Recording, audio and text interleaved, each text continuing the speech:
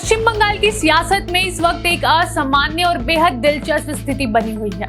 विधानसभा चुनाव में तृणमूल कांग्रेस को हार का सामना करना पड़ा है, लेकिन मुख्यमंत्री ममता बनर्जी ने इस्तीफा देने से साफ इनकार कर दिया है। उनका कहना है, मैं हारी नहीं हूं, इसलिए इस्तीफा क्यों दूं। इस बयान ने राजनीतिक गलियारों में बहस तेज कर दी है। विपक्ष, खासकर भारतीय जनता पार्टी, इसे लोकतांत्रिक परंपराओं के खिलाफ बता रहा है, जबकि ममता बनर्जी इसे जनादेश की गलत व्याख्या और चुनावी अनियमितताओं से जोड़ रही हैं। अब सवाल सिर्फ राजनीति का नहीं है, ये सीधे सीधे संविधान और लोकतंत्र की मूल भावना से जुड़ा मामला बन गया है। तो आइए जानते हैं कि अगर कोई मुख्यमंत्री इस्तीफा देने से मना कर दे तो क्या होता है। भारत के संविधान में मुख्यमंत्री के इस्तीफा को लेकर सीधी भाषा में ऐसा कोई नियम नहीं लिखा गया है कि चुनाव हारते ही इस्तीफा देना अनिवार्य होगा, लेकिन संविधान की आत्मा और उसकी कार्यप्रणाली ये साफ करती है कि सरकार वही चलाएगा जिसके पास विधानसभा में बहुमत का समर्थन हो। यही लोकतंत्र का आधार है। संविधान का अनुच्छेद 164 कहता है कि मुख्यमंत्री अपने पद पर राज्यपाल की इच्छा तक बने रहते हैं। पहली नजर में ये वाक्य थोड़ा अस्पष्ट लग सकता है, लेकिन इसकी व्याख्या बेहद स्पष्ट है। राज्यपाल की इच्छा कोई व्यक्तिगत पसंद या नापसंद नहीं होती, बल्कि ये पूरी तरह इस बात पर निर्भर करती है कि मुख्यमंत्री के पास विधायकों का बहुमत है या नहीं। चुनाव के बाद जब नई विधानसभा का गठन होता है तो पुराने जनादेश की वैधता समाप्त हो जाती है। इसके बाद ये जरूरी हो जाता है कि नई परिस्थितियों में ये तय किया जाए कि किसके पास बहुमत है और कौन सरकार बनने के हकदार है। ऐसे में परंपरा और संवैधानिक मर्यादा यही कहती है कि निवर्तमान मुख्यमंत्री इस्तीफा दे दे और नई सरकार के गठन तक कार्यवाहक के रूप में पद संभाले। ये प्रक्रिया दशकों से चलती आ रही है और इसे लोकतांत्रिक शुचिता का हिस्सा माना जाता है।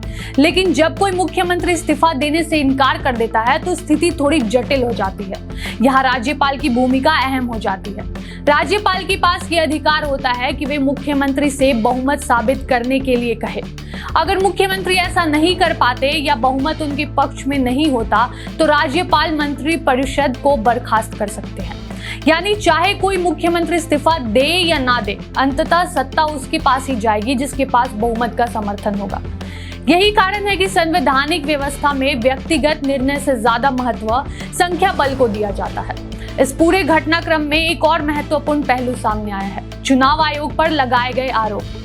ममता बनर्जी ने चुनाव आयोग को मुख्य विलेन बताते हुए कहा है कि चुनाव निष्पक्ष नहीं हुए और उनकी पार्टी की सीटें छीन ली गई हैं। उन्होंने यहां तक दावा किया है कि बड़ी संख्या में सीटों की गड़बड़ी भी हुई है। हालांकि इस तरह के आरोप भारतीय राजनीति में नए नहीं हैं। लगभग हर बड़े चुनाव के बाद हारने वाली पार्टी की ओर से चुनावी प्रक्रिया पर सवाल उठाए जाते रहे हैं, लेकिन इन आरोपों को साबित करने के लिए कानूनी प्रक्रिया अपनानी होती है। चुनाव याचिका दाखिल करनी होती है, सबूत पेश करने होते हैं और अदालत के फैसले का इंतजार करना होता है।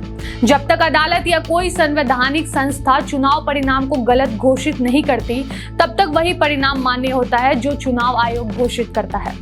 ऐसे में सिर्फ आरोपों के आधार पर सत्ता में बने रहना संवैधानिक रूप से उचित नहीं माना जाता है। वहीं दूसरी तरफ भारतीय जनता पार्टी ने ममता बनर्जी के इस रुख को पूरी तरह अस्वीकार्य बताया है। पार्टी का कहना है कि लोकतंत्र में जनादेश सर्वोपरि होता है और उसे नकारना संविधान की भावना के खिलाफ है। बीजेपी नेताओं का यह भी कहना है कि इस तरह के बयान केवल राजनीतिक ध्यान बनाए रखने के लिए दिए जा रहे हैं। इस पूरे मामले में एक और संवैधानिक प्रावधान अहम होता है, अनुच्छेद 172, जो विधानसभा के कार्यकाल से जुड़ा है। इसके अनुसार विधानसभा का कार्यकाल 5 साल का होता है, लेकिन अगर नई विधानसभा का गठन हो चुका है तो पुरानी व्यवस्था स्वतः समाप्त हो जाती है।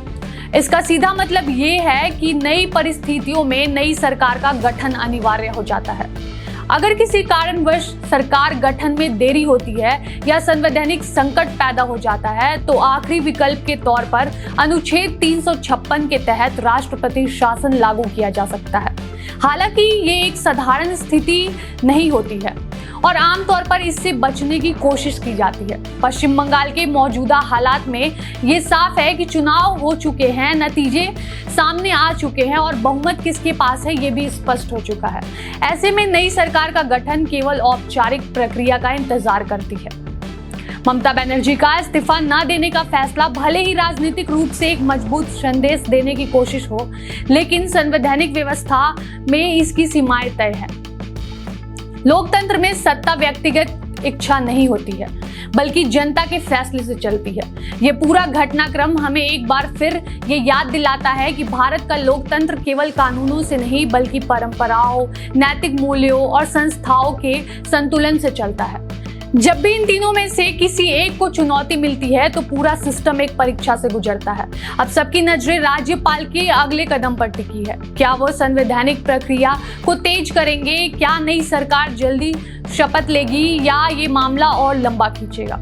जो भी हो, इतना तय है कि पश्चिम बंगाल की ये राजनीतिक कहानी आने वाले दिनों में देश की राजनीति के लिए एक बड़ा उदाहरण बनने वाली है, जहां संविधान, परंपरा और राजनीति तीनों आमने सामने खड़े हैं। फिलहाल के लिए इतना ही। मैं हूं रत्नप्रिया। आगे की अपडेट्स के लिए जुड़े रहे हमारे साथ। नमस्कार।